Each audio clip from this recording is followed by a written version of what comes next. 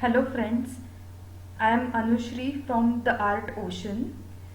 This is my channel related to drawings, paintings and craft.